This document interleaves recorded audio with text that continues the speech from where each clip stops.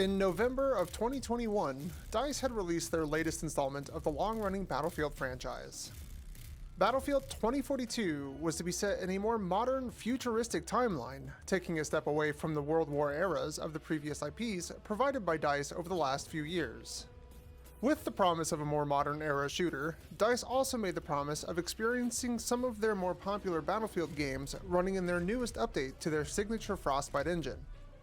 2042 was to be the next evolution in the foundation that forms the Battlefield franchise, with an updated engine, freedom to make some outrageous custom games, a newly defined operator system, and mechanics unlike anything we've seen in any other titles provided by DICE. Instead, what we got was a Battlefield game that felt more like a work in progress than a complete title. And I'm not saying that DICE has a perfect track record for game launches, but the launch of 2042 was by far the most disappointing and laughable launch of the year. Now, as someone who has played the Battlefield series since Bad Company 2, I've learned to be patient when it comes to bad launches from DICE. Most of the time, their games recover from the initial face flop and begin to turn into a great game. With 2042, I wanted to do the same and give the game some time to work out kinks and move in a direction that it was promised. The results of giving this game the time it needed to begin showing its potential was met with rather disappointing results. We are already a year into the game's life, and with the launch of its third season Battle Pass, Battlefield 2042 still feels pretty bare bones in terms of content and overall replayability. That's not to say the team over at DICE hasn't made some good progress on overall improvement to the game itself, with the addition of vaulted weapons that honestly should have been available in the game from the start.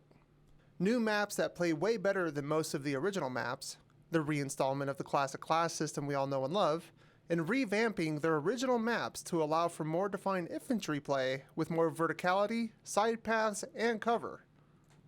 I believe DICE understands where they went wrong in the development of this game and are attempting to make the changes necessary for improvement.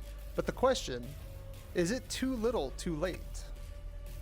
In the current state of Battlefield 2042, with all their current updates and changes made to the game, I cannot recommend this Battlefield game at full price.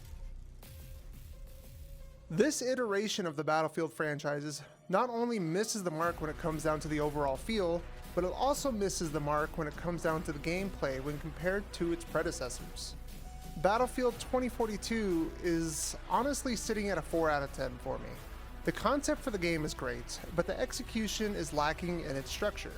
The maps have shown some improvement, but it took over a year to make any small headway with their design.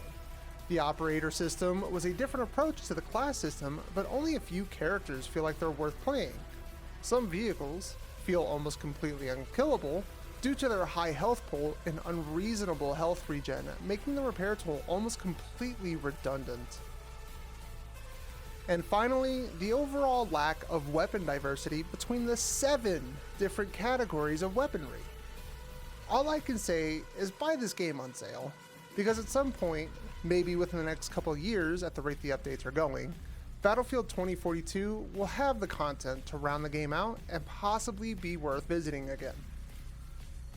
At this point, I'd like to ask your opinion of this latest Battlefield game, what your hot takes are, and how you feel DICE could improve upon the overall experience.